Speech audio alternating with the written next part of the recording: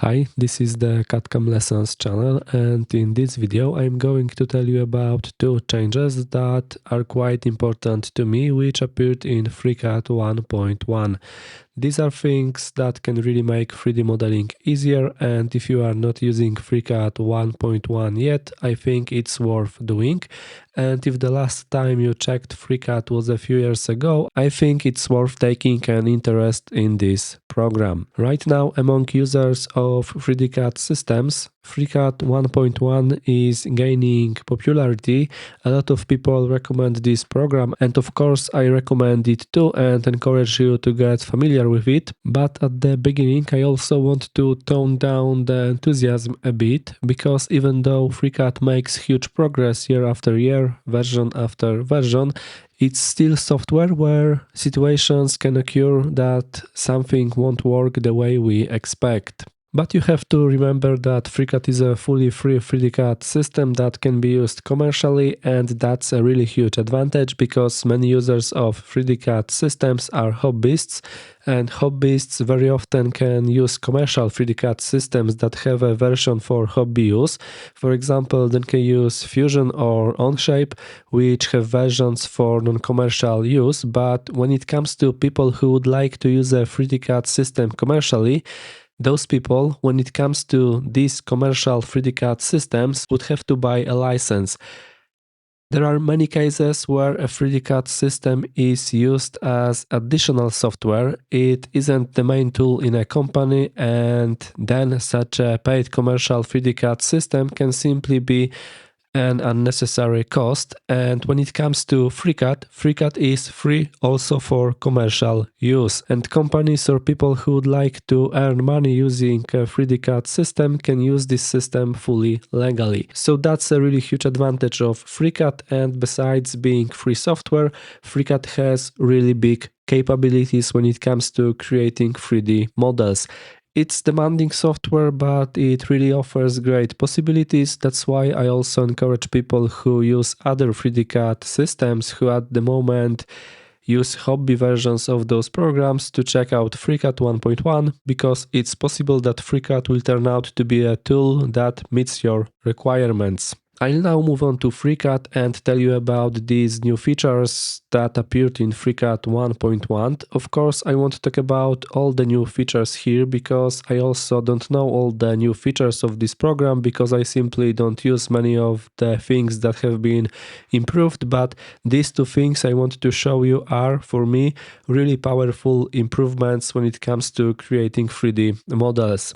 The first thing I want to show you is sketch offset.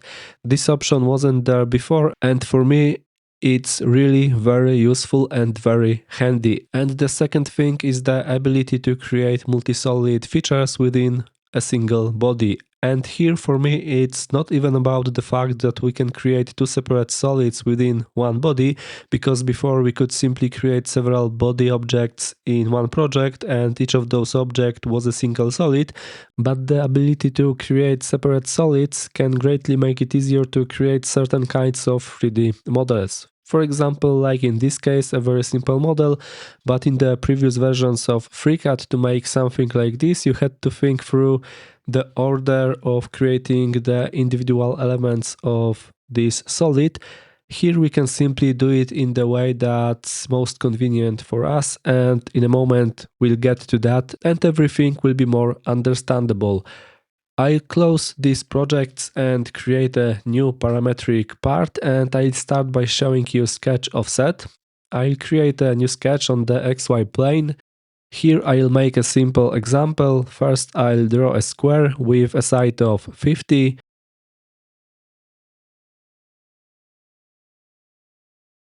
Okay, I close the sketch, and based on this sketch I'll create a solid with a height of 10. And now I'll create another sketch on the XY plane. Okay, here I choose the reference geometry command and I'll switch to the sketch plane view. And I choose the circle drawing command.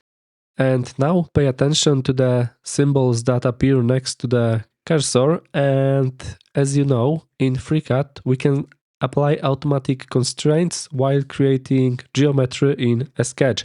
And here a coincident constraint appeared next to the cursor. And if I now click with the left mouse button on this line, then the center point of the circle will be constrained to this line. But if we move closer to the middle of this line, then a symmetry constraint symbol appears here. And if I click with the left mouse button in this place, then the center point of the circle will be drawn in the middle of this line. And here I enter a circle diameter of 30 and I close the sketch, and based on this sketch I'll create another part of the solid to a height of 10. I click OK and we have something like this. And now, based on this second part of the solid, I'll make a circular pattern. I choose the polar pattern feature, and here as the number of occurrences I enter 4 and click OK. And now I'll create another sketch on this face. I select this face and choose to create a sketch.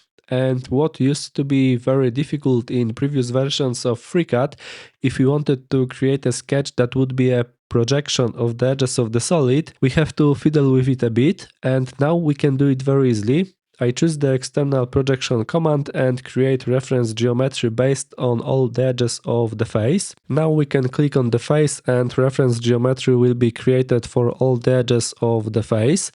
I click the right mouse button and now I'll move this group of icons to this place, because here in this group of icons there is the offset command and we can create sketch geometry based on reference geometry. I select with a selection window all the reference geometries.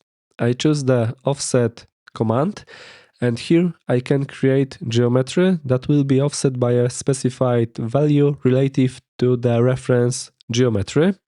Here we can also select add offset constraint, so that the geometry that will be offset is automatically constrained, and as the offset distance I enter -4, I press enter and we have the geometry created.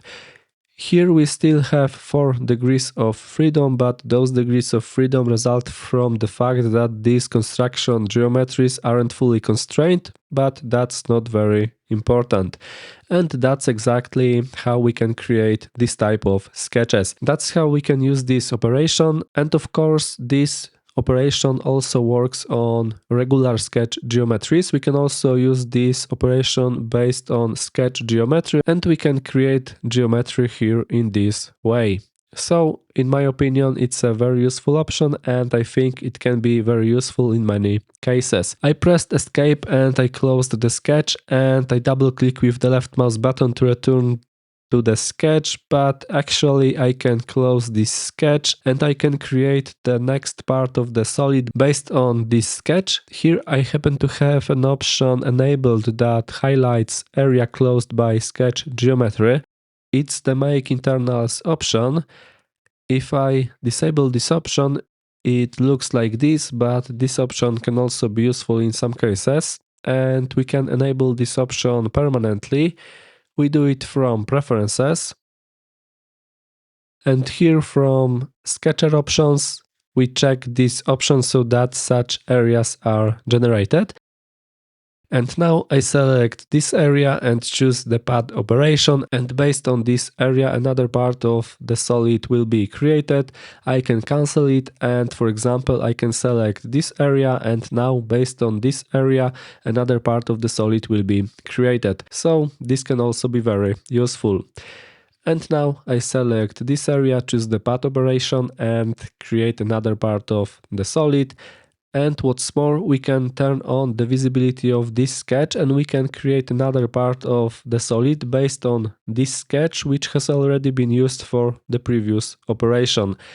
Nothing crashes, everything works. So if you used FreeCAD before, then you know that something like this was impossible, and now it works really well. And okay, when it comes to the offset operation, this operation is really useful to me. I really missed this operation in earlier versions of FreeCAD.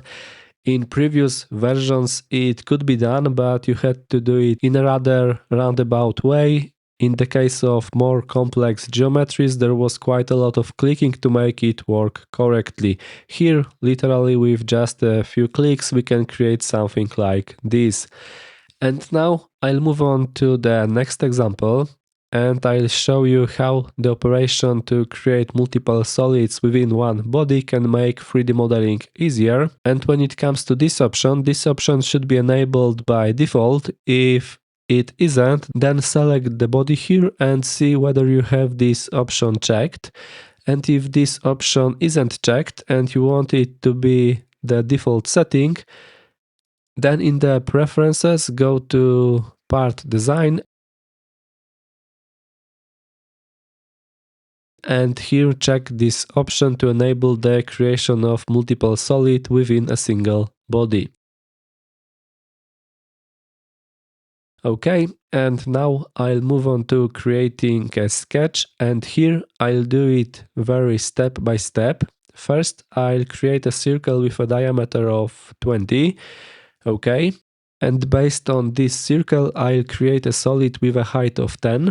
Okay, now I'll create another sketch on the XY plane, and here I'll create two circles, one with a diameter of 80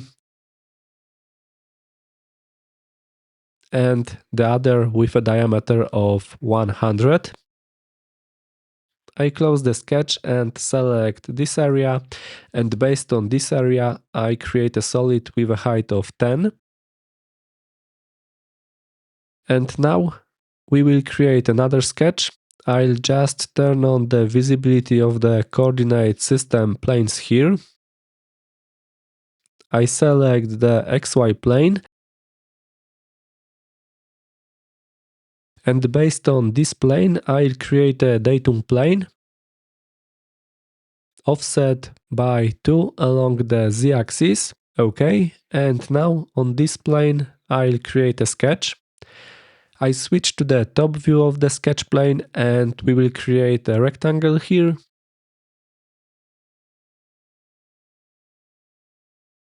More or less like this. Okay, I select these two vertices, I select the y-axis, and here I'll apply a symmetry constraint. And now I select this line, I press the D key, and here as the dimension I enter 5. And I right click, and here we will add a constraint as well. In this case, we can do it so that this point lies on the x-axis. So I select this point, I select the x-axis, and I press the C key. And when it comes to this point we can constrain to the external edge of the solid. I choose the external projection command, and I create reference geometry for this edge of the solid. And I select this point, I select this line, and I press the C key. Here we could actually do the same, we could also constrain it to this edge of the solid, but when it comes to constraining this point to the edge of the solid, then later, when we create a solid based on this sketch, then these edges will be visible on the solid here. For now, I leave it like that. I close the sketch, I'll turn off the visibility of the datum plane, and now, based on this sketch, I'll create a solid by extruding the sketch to a height of 6. I'll also turn off the visibility of the coordinate system, and we have something like this. And here, as you can see, these lines are visible, so I'll go into editing the sketch, and here I'll delete this coincident constraint. It's constraint number 11. I select this constraint in the constraints list, and I delete this constraint. And now I'll do it in such a way that I'll create auxiliary geometry here. I'll create a point that will lie on this line. I right click to cancel the point drawing command. I select the point, I select the y-axis, and I press the C key so that the point also lies on the y-axis. And here we can add a distance between these 2 points, for example to 2. And of course, we could also dimension the length of this side without drawing this point. I close the sketch and we have something like this. And now, based on this part of the solid, we will create a polar pattern. I select this feature, choose the polar pattern command, and here we define the number of occurrences. We click OK, and we have something like this. And in my opinion, this is another very useful thing that can make it easier to create 3D models in FreeCAD. This model is really very simple model, but in the previous version of FreeCAD, to do something like this, we had to, for example, start with the inner part of the solid, then we could make these elements, and at the end the outer part of the solid. You simply had to think through the entire process to create such a fairly simple part. So I think these two new features that appeared in the new version of FreeCAD can be very useful and really add a lot to this software. And I think these two options can greatly contribute to the growth of FreeCAD's popularity, and I think that year after year there may be more and more FreeCAD users, and more FreeCAD users can contribute to the work on FreeCAD being more intensive and the development of this software being faster. So once again, I encourage you to check out the new version of FreeCAD because I think this software can be a really good option for many people. That's all for today. Thanks for watching and please subscribe to this channel.